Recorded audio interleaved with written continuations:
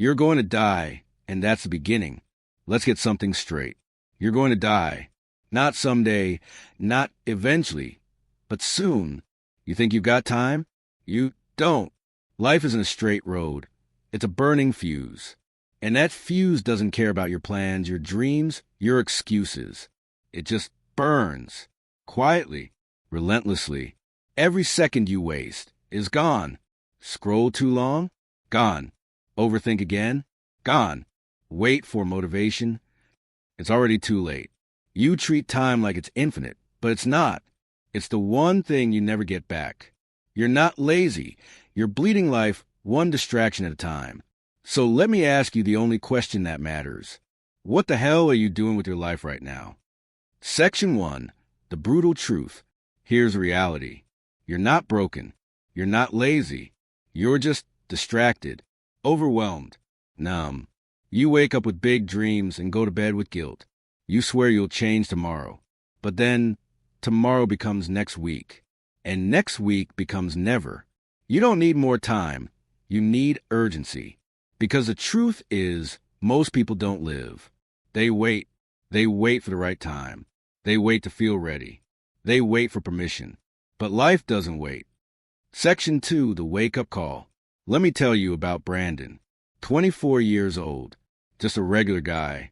Netflix, DoorDash, TikTok until 2 a.m. He kept saying, I'll figure out next year. And then one day, boom, car crash. One blink, one moment. He wakes up in the ICU, ribs shattered, leg broken, months of recovery ahead. But the worst pain wasn't physical. It was a realization that he had wasted the strongest years of his life waiting to feel ready. He said something that hit like a punch to the chest. I spent more time planning my Amazon cart than I did planning my future. He got a second chance. Most people don't. Section 3. Time is disappearing. Let's do the math. You get 52 weekends a year. Let's say you're 25.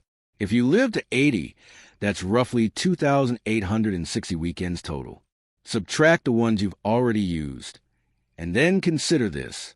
The weekends where your mind is sharp, your body strong, your energy high, they're front-loaded. You're not climbing mountains at 75. You're not chasing wild dreams at 80. You're not just losing time. You're losing prime time. So ask yourself, what are you doing with the best years of your life? Section 4, the comfort trap. Comfort is a slow death. It feels good, safe, familiar, but it's a cage. The more comfortable you are, the less hungry you become. And the less hungry you are, the less alive you feel. You reach for your phone, your snacks, your shows, not because you love them, but because you're running from your own potential, from your own pain, from the terrifying truth that you could be so much more. But you weren't built for a soft life. You were built to live, to fail, to rise, to risk, to bleed, to love, lose, rebuild. Because comfort never changed anyone's life. Discomfort did.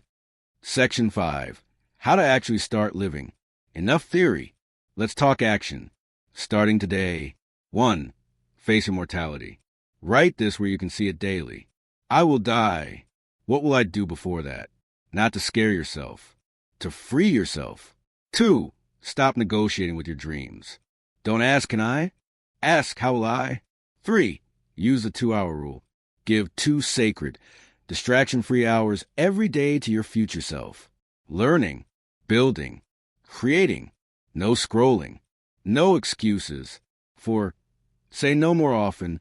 Every yes to junk is a no to purpose. Protect your time like it's your last breath. Because one day it will be. 5. Do one terrifying thing a week. Ask. Apply. Launch. Speak. Leap. If it scares you, it's probably the right door. 6. Audit the last 30 days. Did you live them, or did they just pass? If you're not moving forward, you're drifting backward. Section 6. The fear you won't admit. You say you're afraid of failure, but that's not true. You're afraid of looking like a failure, of being judged, of people talking. That's why you haven't started the business, why you haven't posted the art, why you haven't made the call. But here's the twist. No one's really watching. They're too busy worrying about their own fears. And even if they judge you, let them. You'll be too busy building a life that speaks louder than their opinions. Section 7. The cost of waiting. You ever read an obituary that said, he watched every Netflix series? She played it safe. He waited for the perfect time. Of course not. What they write is, he inspired others. She lived with passion. He made the most of every second. So, what are you building your story around? Because while you're waiting, someone else out there is living the life you were meant to have. Not because they're better, but because they started. Section 8. The fire inside you. There's a version of you that's terrifying, in the best way. Not because they're loud, but because they're alive. Eyes lit up.